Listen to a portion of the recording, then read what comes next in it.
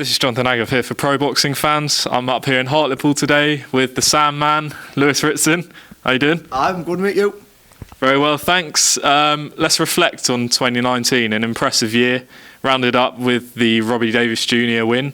How do you sort of reflect on it? Yeah, it was a good year. I mean, apart from obviously Davis was a good fight, but the other two were sort of names that was supposed to have beaten and look good against anyway. So it was nice to shut a few people up with a Robbie win, and it was a good year. How did you find sort of the build-up for it? Because I remember it was obviously billed as bad blood. You had, that beef in Liverpool, but it there was a lot of respect on fight week. But generally, it was quite intense atmosphere. Like everyone knew about it, were talking about it. How did you find sort of the whole build-up? Yeah, well, it wasn't like wasn't fake, I know, but it wasn't like as bad as what they were making out, bad blood and stuff. It was just it was like a daft argument, wasn't it? And got caught backstage, and all of a sudden it blew up and went mad. And it was good on fight week. We were both sort of no point being cheeky on fight week because on the Saturday we were going to both get in there and give each other a good hiding. So it was nice to have something a bit different actually for a change, and actually give a bit cheek and get a bit cheek back. So instead of the pleasantries that I usually do. I mean, it was sort of quite a thrilling fight. I think it's fair to say one of the fights of the year. Did you speak to Robbie afterwards? No, I never spoke to him. Never spoke to him after. Never spoke to him before. And probably not even speak to him when I see him. To be fair, I might just give him the nod of the head. That's a sort of, I think, like not that there's no like bad blood between, but I think that's just the two type of kids we are, and no doubt we'll probably meet again in the future. Now, I remember after the fight, you called for the winner of Regis Prograis and Josh Taylor at St James's Park. Were there any talks for the winner? Well, I didn't call them out. I got to tell that fight could be a possibility, so I just sort of half mentioned the St James's Park in the thingy. No, it was more like talked about, but I don't never got the terms or anything like that. It was just sort of, would you fight him at St James's Park? Yes, but the money's got to be good, and that was about as much as I got, really. I mean, you've got a high ranking with the WBA. Is that sort of a path you're looking to go down? Obviously, the regular belt, Mario Barrios, I believe, has it. Is that sort of a future fight whilst these two are kind of held up? Do you know what it is? I don't really even look at the rankings, to be fair. I leave it all down to Neil. Neil tells us what goes on in the gym, who we're fighting, and whoever he says we just nod our head and agree with, really. So whatever MTK come back with, they'll tell Neil, Neil tell me, and that's just the way it goes down. Now let's talk about what's coming up. April 4th is sort of the secret, but I think it's fair enough that it's out. You must be looking forward to getting back in there. It's been a while. Yeah, it's been a few months now. I think it'll be about six and a bit months since the Davis fight, and back in Newcastle where it keeps getting better and better every time. So hopefully we'll put another good performance, another good win, and we can keep the big shows coming up.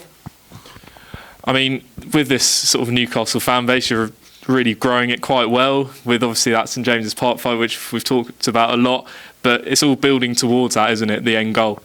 Yeah, it's the end goal, but we've got to keep winning. The kind of sort of thinking that it's going to happen. We've got to keep winning. We've got to get the right fight to have it there. So we need something that can sell it, and we've just got to keep doing our job, and then the management and the promotion they do their job, and that fight could happen in St James's Park one day. I mean, you're up here in Hartlepool, away from Newcastle. We spoke off camera. You're down here most of the week, then go back shortly on the weekend. How have you found sort of the transition down here, where it's very secluded, away from all distractions? It's what we need, really. Just you've seen we've got good crack in the gym before, but it's just us and the fighters and Neil, and that's the way it should be. Where it probably wasn't when I was at my dad's gym. I had people coming in and out of the gym all the time, and sort of not really training. Where we've got to listen to Neil. I'm at the beach. He picks up 5 to 8 every morning, run that beach back in at 3 o'clock. So it's all good, and we're all just bouncing off each other, really. I do want to just touch on sort of the super lightweight elite of the division. It looks like Josh Taylor and Ramirez will meet at some point this year. How would you see that fight panning out? I say Josh beating him. I think he'll have I think the Ramirez fight will be harder than his last one. But I think Josh will win and go on to big stuff. Now, as I said, you're here in Hartlepool, you're training up here with Tommy Ward.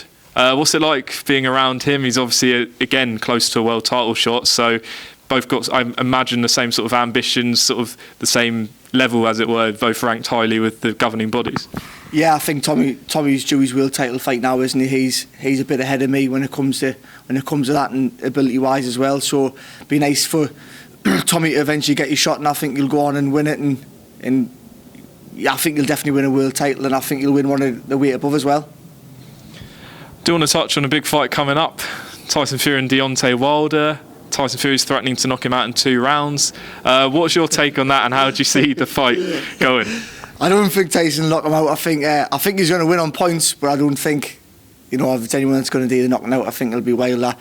Just all of if Fury can keep out the way of that right hand for 12 rounds, which you got caught with it twice last time and got put in his backside, didn't he? So if you can keep out the way of that, I think he'll win quite comfortable on points. Who would you say is your top 3 pound for pound in the world right now? Lomachenko, Usyk, and probably Terence Crawford. Probably put them in that order as well, for the top 3. Final couple, what's your motivation, not just to win world titles, but outside? Is there like a family reason? What sort of motivation? Nothing really more. You've got to want to train, haven't you? You've got to want to train hard, and you've got to want to do boxing. You get punched in the face for a living, so you've got to want to do it, and you just got to be the best at what you can. Finally, if I'm to come up to here and say a year's time, where do you see sort of where your career goes? Is it going to be sort of on the verge of a world title shot, maybe have a world title shot? Where do you see yourself in, say, a year? Well, if I get 3 good wins this year, I'll definitely be on the verge of it. And hopefully on the verge of it being at St James's Park as well, but got to keep winning, got to do the job. Brilliant. Lewis, thank you very much for speaking to us, and we look forward to this April 4th date announcement. Yeah, no problem. Chance for coming up. Spot on.